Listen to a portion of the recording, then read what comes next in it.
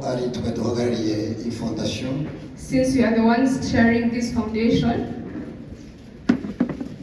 simbashimira ariko reka mvuge ko mwagize neza kuza kudufata mu mugongo. I'll thank you and commend you for coming and holding us and comforting us. Abahagaze babuze ibyicaro muri hangana niko bimeze.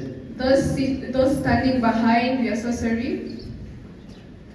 Mugatumba ni ikintu cyabaye gikomere kuri je umutima.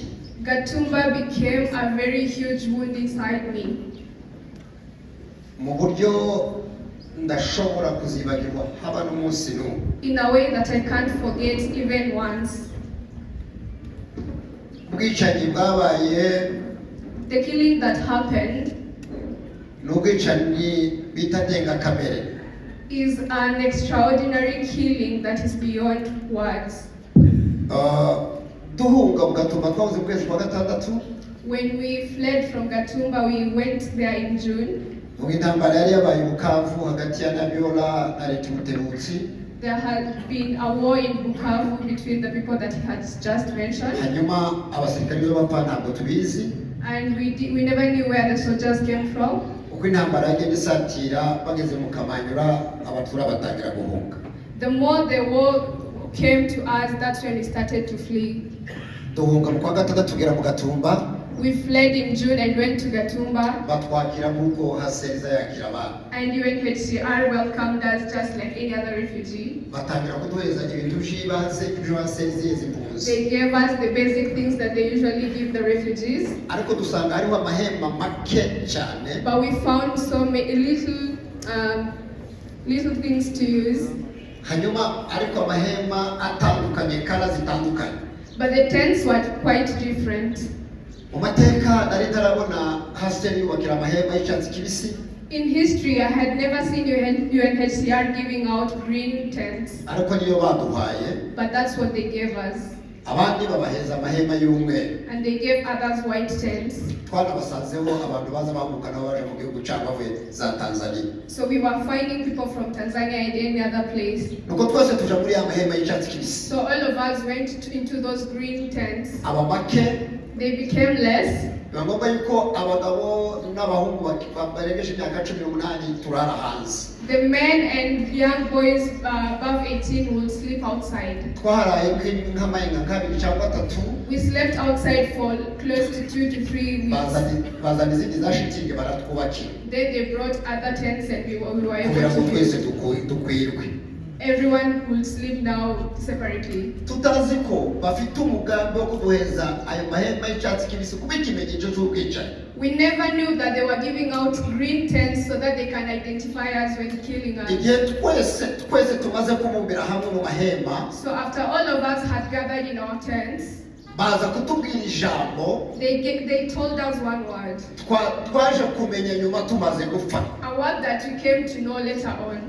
Baratubwira ngo nimuzaza mwumva amasasu muza muryama hari ibiraro bazaba baje kwibika.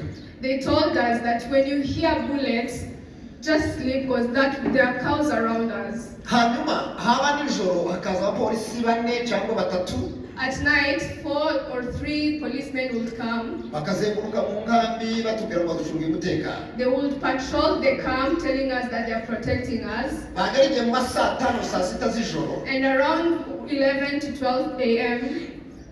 bagashinga igiti. They would mount a stick. Hanyuma bagacambika uniform. And now go to their own camp. Wabyuka kuko toilet zabaga kure. Once we woke up, ubyutse nijoro ukabona igiti kirashinze bacambitse uniform kakujya twatwambika ibintu twari turimo turinda iwacu. You would wake up and see the stick just like and think and think that they are here to protect us. Naho abantu bagiye turi twenyine. We came to know that we were alone and people had already fled. Bukeye rero haba uwo munsi. Later on,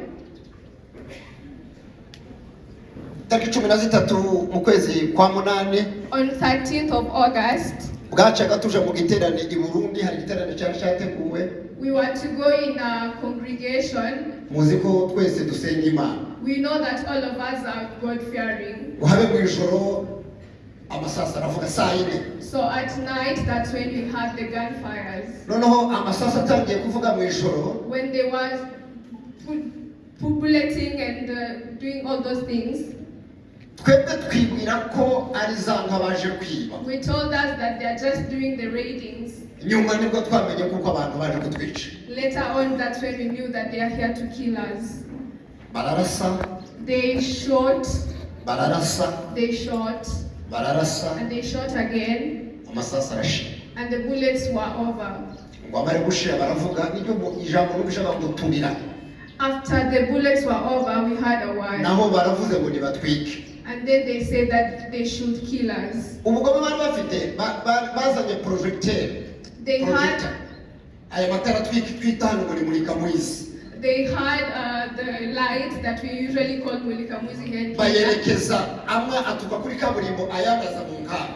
And they lighted it across the camp where they could see us. Kandi baravuga ngo ntimuje muri ya mashitingi y'umweru ni bene wacu. And they told us, don't go in the white tents, those are our people. Mugaruke muri ya mashitingi y'icyatsi niho duha twicara tuye. Go to the green tents, that's where the people we are targeting are. Baraprojecta. And then they projected. Haba ku manywa. It became daytime. Usohotse wese uhunze bakamurasa. Any person who could flee, they could shoot them. Abageze mu gatuba mu gitondo ya mirambo yose mwabonye ari handi yegereye kaburimbo.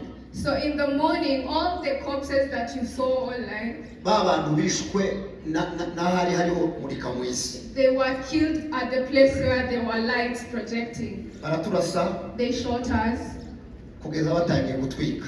Until they started burning people alive. Baratwika. They burned us. Shitingi zirasha. The tents were burnt. Yewe n'uwagombaga kurokoka kubera bamurashe ku maguru. Even the person who was to survive because of the wounds atwikwa na shitingi. Was burnt down by the tents. Hari umuryango basomye ngo ni Team Baby. There was a family they read called Team Baby. Umuryango wa Rukungugu. That person of Rukungu. N'umumama bafashe baramubaga. It's a woman they took and slaughtered. Mukareti Nzabakiza Nzabakiza yarapfuye n'umugore wiwe na murumuna we. That was the Nzabakiza's wife. No bagura ko bagira barabangoreka tubage turebe umwana w'umututsi uko azicara mu nda. They say let's kill this Tutsi kid because he is in her.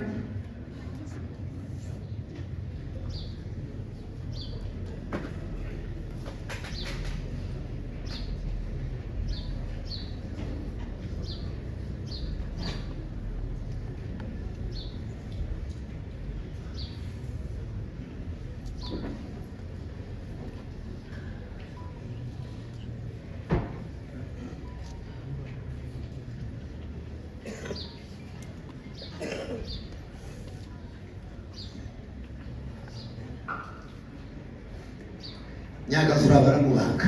Nyagazura was slaughtered. Bakura mu mwana. They removed the kid in her belly. Baramwica. And killed the baby, the unborn baby. Umwana uri mu nda ngo barebe uko umwana. An unborn child. Kandi ko mbavuga niko bahoze bavuga. Whatever I'm saying is what they were saying. saying. Mbavuga niko bahoze bakoresha. Whatever language I'm using is the one they were using. Bavuze Ikinyarwanda. They spoke in Kinyarwanda. They spoke in Kirundi. They spoke in Kibembe. They spoke in Kifurebe. They spoke in Mashi. They used all those languages in that night.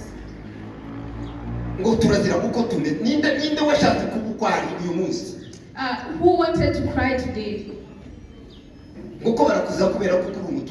They were killing us because we are Tutsi. They were killing us because we were Banyamulenge. Who wanted to become a Banyamulenge? Everyone found themselves in the family that they are in.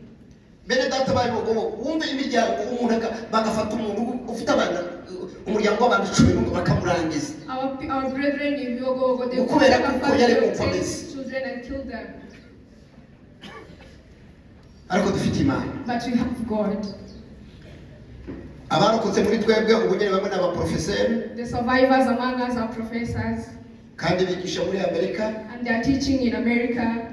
abarokotse muri twebwe bamwe n'abapapa bafite ingo. Those who survived are fathers, they have families. Abarokotse muri twebwe bamwe n'abashumba. Some of our survivors are pastors. Bafite amatorero. They have churches.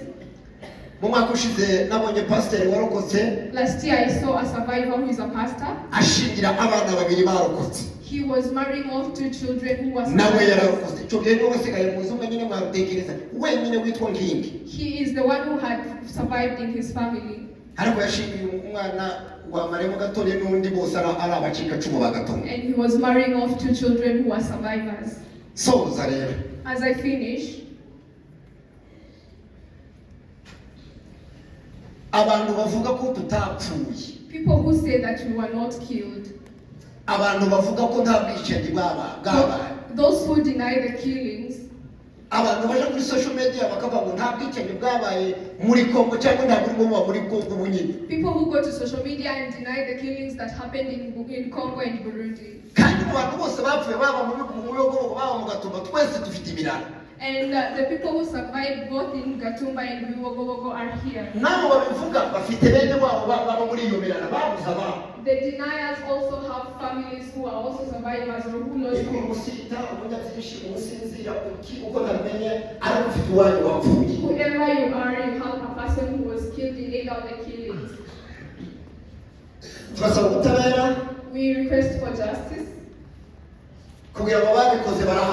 so that the perpetrators can be brought to book. The person called Habimana admitted to doing it. He is alive. Agathon Rwasa is around too. Let us request our guest speakers. Since you have the capability of being where we cannot be, we request that you also get us justice and let the perpetrators receive the fate that they deserve. Thank you so much. May God bless you.